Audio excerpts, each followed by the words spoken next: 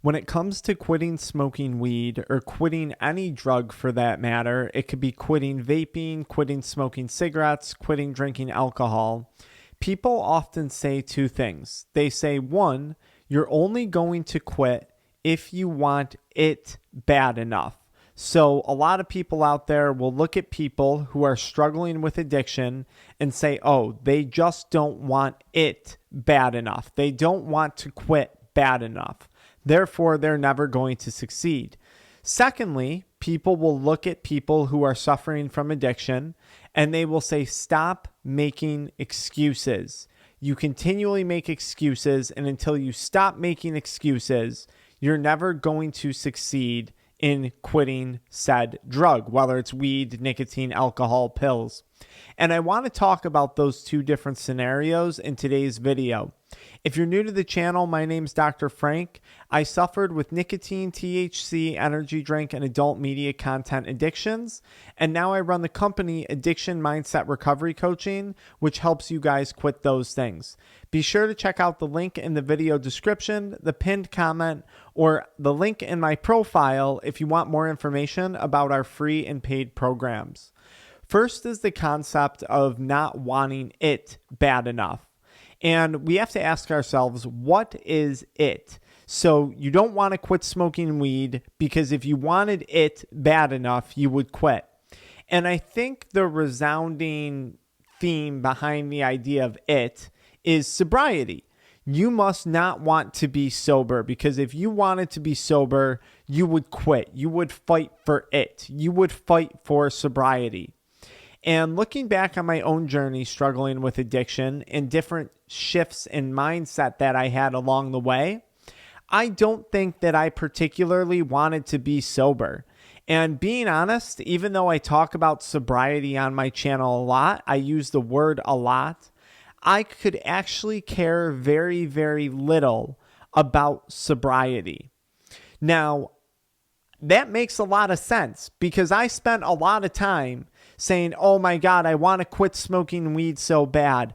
I want to be sober so bad. I want to get clean so bad. I really didn't care about any of those things. I didn't really necessarily want to quit so bad. I didn't want to get sober so bad. But what I did want was I wanted the opportunities that I perceived sobriety to provide me with. I wanted my time back. I wanted my physical health back. I wanted my energy back. I wanted my money back.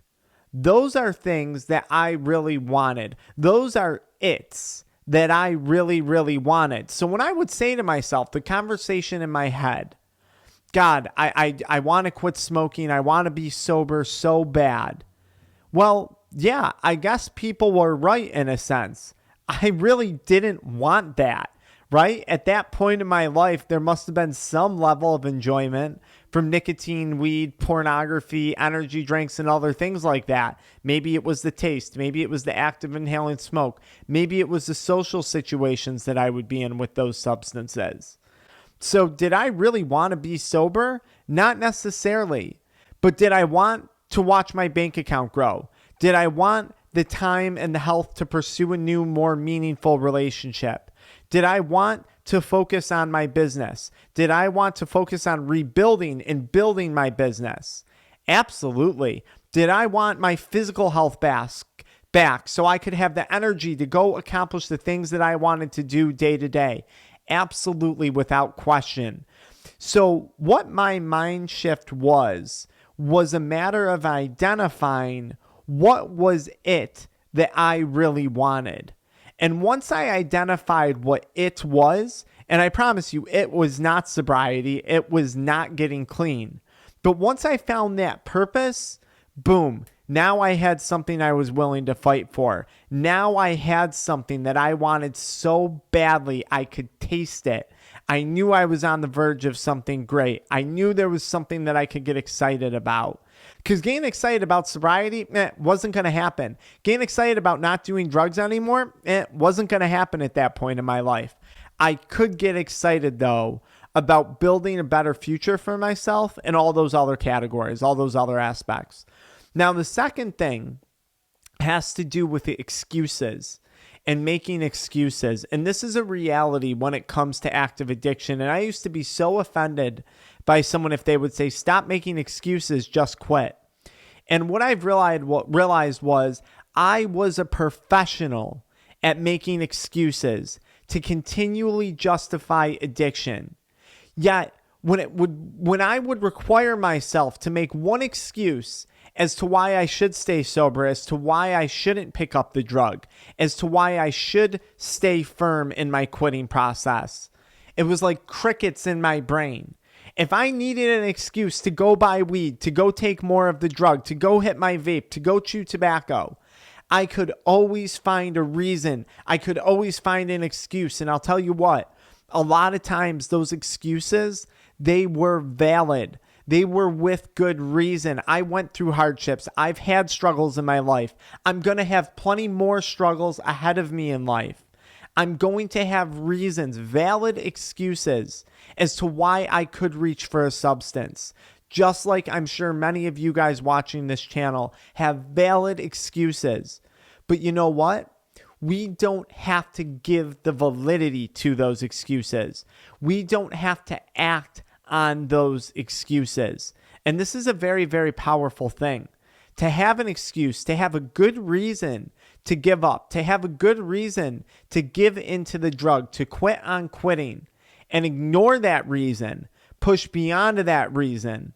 That's a very, very powerful thing. To look an excuse in the eye and say, yeah, you know what? That's a valid excuse as to why I can't quit weed. So what? I'm quitting anyways. Whew, that is a powerful shift in mindset. Secondly, when it comes to excuses, start putting the same level of effort into justifying and making excuses to justify your path of sobriety and recovery. Start making excuses to justify your choice of quitting, because I know you're good at making excuses. I know you're good at following up on your excuses and seeing them through. You've been doing it for all the years, all the time that you've wanted to quit. When are you going to get tired of constantly making excuses and justifications for addiction? Something that is physically and mentally taking so much from you. When are you going to get tired of excusing this thing that you don't have to have in your life anymore? When are you going to start making justifications as to why you can do this, why you can see this through, why when Joe Blow offers you a hit of weed, you're not going to hit that weed, why when you feel depressed, when you feel ready to celebrate, when are you going to start making excuses as to why you're not going to pick up the drug? When are you going to be done with addiction? You've given it enough of your attention. You've given it enough of your time. You've watched enough of my videos, okay? If you haven't quit, today's the day to start making a list of excuses as to why you can't smoke anymore. And next time you reach for the drug, you reach for weed, you reach for your vape, you reach for that alcohol, acknowledge it's a valid excuse, and then go in and say, you know what? Yeah, there's actually a million reasons why I can't pick this up today, why I can't use this substance today.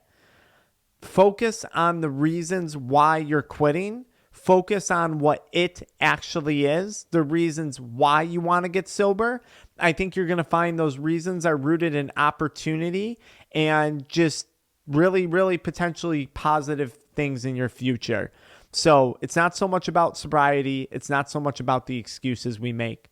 I hope this video helps you guys out. If you want to learn more about our programs, check out the link in my bio, the pinned comment in the video, or today's video description to learn more about our free and paid programs. We got group coaching, one-on-one coaching, a free 7-step guide to quitting smoking weed. It's all there for you guys. See you later.